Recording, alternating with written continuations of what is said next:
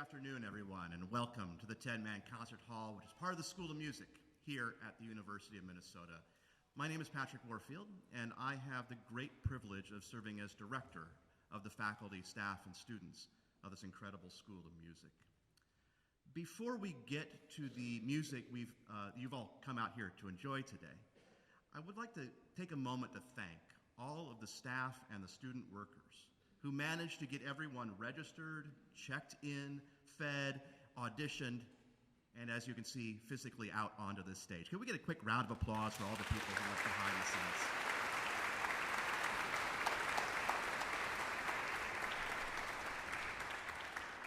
I'd also like to thank all of the faculty, the composers, and the guest artists who have given so generously of their time and talents. You'll be meeting many of them over the course of this afternoon's program, but let's also just thank them right now.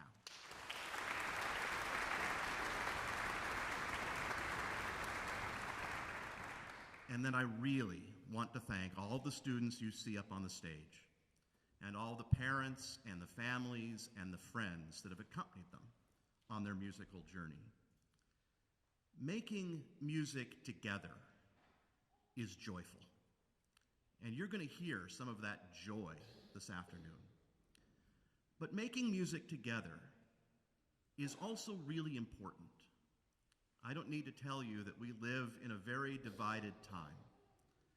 And making music together allows us to put aside some of our differences, come together, enjoy each other as musicians, as audience members, and to be frank, as fellow human beings. And I think that by itself deserves a round of applause.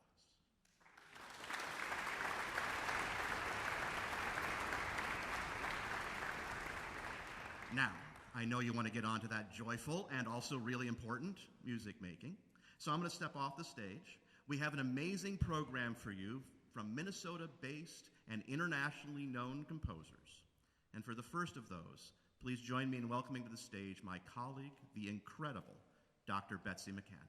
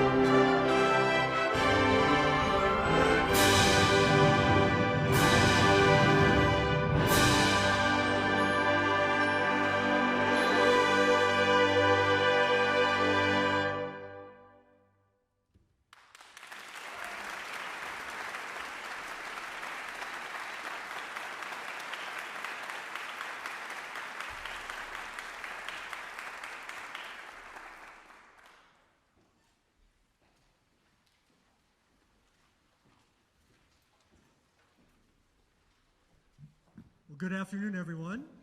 My name is Jerry Lucart. I'm the Associate Director of Bands here at the University of Minnesota, and I just want to say welcome again. We've had a really fortunate weekend. All the compositions on the program are by living composers that live locally, as was already mentioned. So we had the good fortune of working with Erica Savno, the composer of that first piece yesterday. She was unable to be here today, but the students did interact with her yesterday. And it's with great pleasure that I introduce our next composer. Shelley Hansen is a composer, a performer, a conductor, and an educator.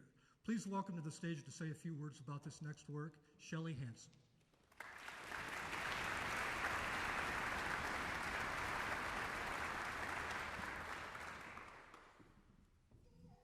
This amazing band that you see before you today is a brand new group, less than 48 hours old, and of course it will never exist in this configuration again. But in general, the concert band is a rather new ensemble. There have been wind bands for hundreds and hundreds of years, but the modern wind band, as you see it here, has only really existed for about 100 years, and most of the repertoire that we do has been written in the last 70 to 75 years. When you look at an orchestra, you could go to an orchestra concert and easily you might hear them play a piece that was written 300 years ago or more. You could go to a choir concert and you might hear a piece that is 500 years old. But for us, most of our repertoire is 70 to 75 years old or less. And as you will see tonight, you're going to be hearing many new pieces. What we have to do to expand our repertoire, the new music is wonderful, but we want our students to have the experience of playing music from other eras too, not just the 20th and 21st centuries. So to do that, we look back at older music, and some of the music that we really do not have for the wind band is music from the 19th century, which is why I chose this piece of Josef Rheinberger to transcribe for the band. This originally was a 5-part choral piece, and as you may know, I'm sure some of you actually may have sung this piece because of the Minnesota choral tradition. But this piece, in the choral tradition, you seek blend. With the wind band, if you look at all the different array of instruments that we have here, we seek different tone colors. And so that's why this transcription of this piece will sound very different. It's going to be shocking to those of you who may be familiar with with the original version. Rheinberger wrote this piece in 1873, and it is probably his greatest hit. He's well known among organists because he wrote many, many organ pieces. He was an organ virtuoso and an organ prodigy. And imagine how disconcerted you might have been to walk into your church one Sunday and to have seen a second grader, 7-year-old Josef Rheinberger, sitting at the organ to lead the service. This is what you call a true prodigy. This is a wonderful group. I'm very grateful to the University of Minnesota for providing this kind of experience to these wonderful students who have worked just incredibly hard. So now, having spoken longer than the piece takes, I will turn this back over to Professor Lucart.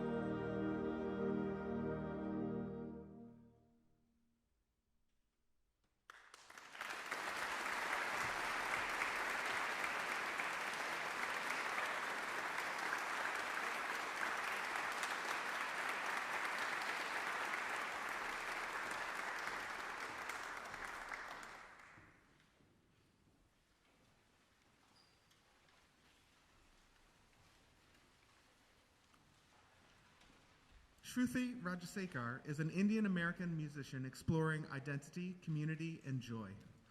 Shruti draws from her unique dual background in Carnatic, which is to say South Indian classical, and Western classical traditions to create intersectional music. As a soprano and Carnatic vocalist, Shruti has performed and recorded in numerous traditional and experimental settings. She is also a multi-award recipient for her creative compositional output. A graduate of Princeton University, Shruti lives in Minnesota and serves on the board of New Music Chamber Ensemble Zeitgeist. Please welcome Shruti Rajasekar to the stage to share a few words about her composition, Patiala Pulse.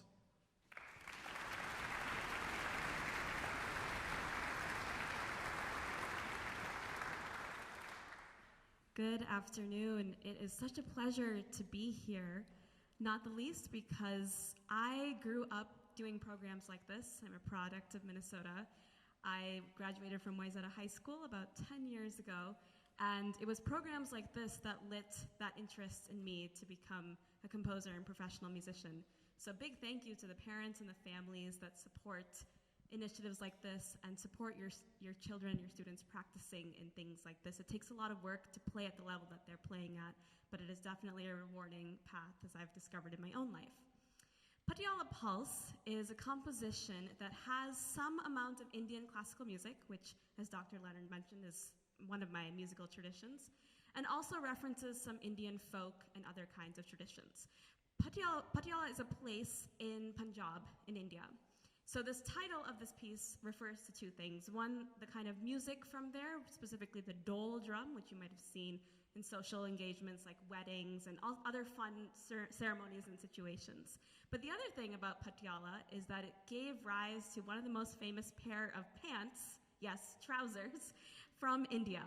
So this is quite a fun, silly piece in a way. The Patiala pant style is kind of like an accordion pant, so it's sleek at the bottom, but then it spreads out in the mid of the leg.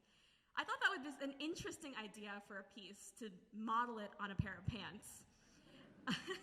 And the result is I started thinking about rhythm in the same way. Can rhythm be this thing that's sleekly neat by the end of the bar, but within the bar we can play with things and stretch it and have a lot of fun? And I also thought of that as a metaphor for life. In a very busy, exciting life, can we make sure that we truly live in our present and cherish every moment? So that is the idea behind Patiala Pulse.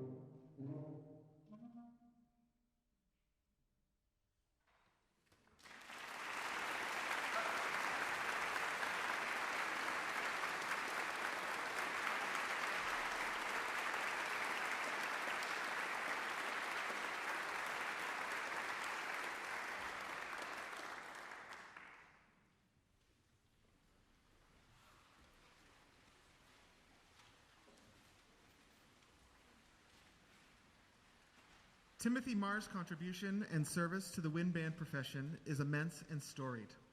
As a composer, Dr. Marr's compositions have been performed by ensembles worldwide, and many have been published. The first recipient of a commission from the American Bandmasters Association Commissioning Project, Dr. Marr continues to be commissioned by universities, colleges, high schools, state band associations, and community groups nationally. A professor emeritus of music at St. Olaf College, Dr. Marr conducted the St. Olaf Band and taught courses in composition, music education, and conducting for 29 years, retiring from that post just last year. In addition, Dr. Marr just celebrated his 25th year conducting the Minnesota Symphonic Winds. Please enjoy Timothy Marr's Suite for Band.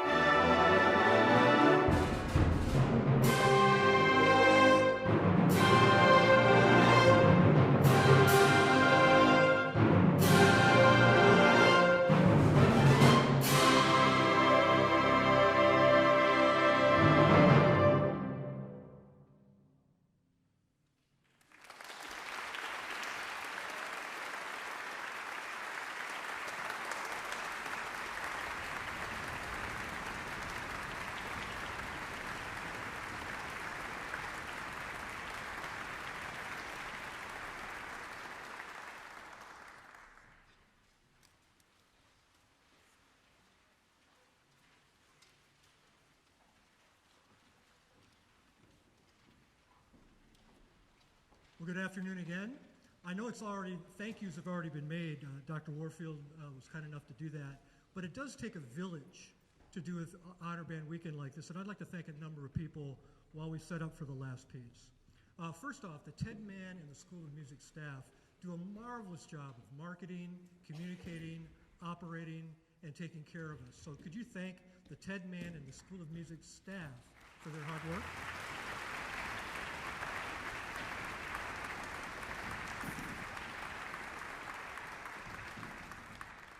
And we'll do it like the Academy Awards. We'll wait till the end to applaud for everyone from here on out. But a very special staff member, the ensemble's administrator, Nicole Raditich. Without her, the band program would not function, very simply. So a great hearty thanks to Nicole. I don't know if you know this, but if you speak to the students, they had the opportunity to work with our applied faculty yesterday in master classes and sectionals. So our applied faculty were involved in the weekend. Our wonderful graduate teaching assistants take care of all the behind-the-scenes stuff and moving chairs and stands and just making sure everything's communicated, the doors are open, etc. My colleagues, Betsy and John, it's so great working with people that you like, you respect, you learn from, and we are surrounded in the band program with those kind of people. A very special thank you to Emily Tridon, the Director of Bands here at the University of Minnesota.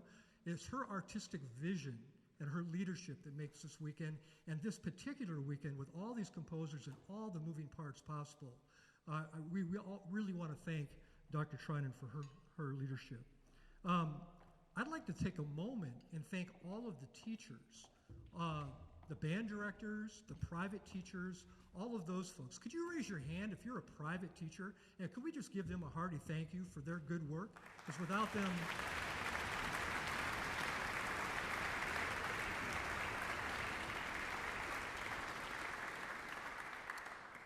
Another thank you to the parents and support, family support that these students have. Music, takes effort, and it takes time, it takes resources to make it all work. And I just want to thank the parents for their dedication to their students and making sure that they're able to do things like this in their life, because I think they're meaningful. And I hope you have good stories on the way home. And once again, I'd like to thank our guest composers for the weekend. They gave of their time generously to work with the students and to share and impart their knowledge. And lastly, I want to thank these student musicians that are on the stage. I told them last night and this morning, they rehearsed yesterday from 9 in the morning till 9 at night with very few breaks. And if you think students can't sit still and concentrate for a long time, you're dead wrong. Because these students that are on this stage are special in that regard. They were pin drop silent for all of that rehearsal. They were focused, they were dedicated to one another. And I said on the onset, I hope that two things happen this weekend. One is we make wonderful music together and that you make friends. I'm not sure about the friends, but I know the music part took place. Hopefully they went home with a few friends as well. But they really, really focused and rehearsed great. Can we thank all of those people that make this weekend possible, and especially these students on the stage? Can we give them a nice round of applause?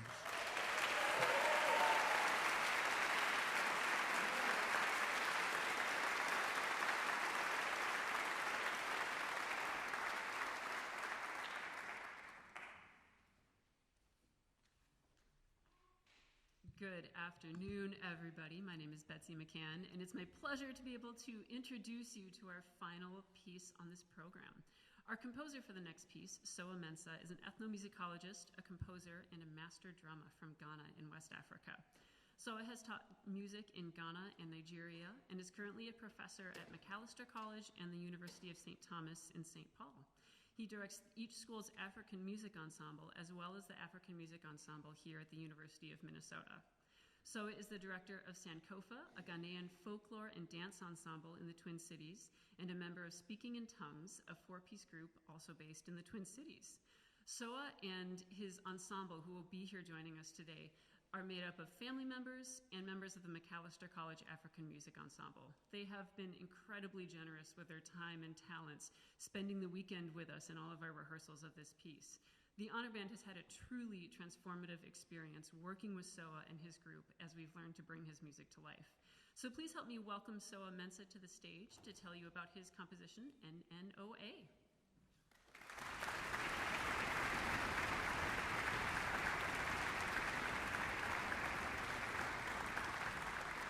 Good afternoon, everybody. Just a little bit about the piece you're going to hear. The piece is set in 3 Ghanaian dances. The first one is called Agbaja. It's probably the most popular dance of the Epe of southeastern Ghana. And then the second one is Adwa. Adwa is an Akan funeral dance. And it goes slow and fast, but we're doing the slow type so that it contrasts with the 2 other sections. And then the final section is in high life style. High life comes from, Panogo of southern Ghana. And so the most important instrument that, if you can follow, will be the bell. That sits at the very end. Everything else is based on that bell. You may feel like dancing, and if you feel like that, it's okay. Because these are dances. The piece is written for a band, African ensemble, and an optional dancer. So if you feel like dancing, then you're feeling it right. If you don't feel like dancing, I don't know what you're listening to. So, ready to go. They've done an incredible job. Thank you so much. Incredible band.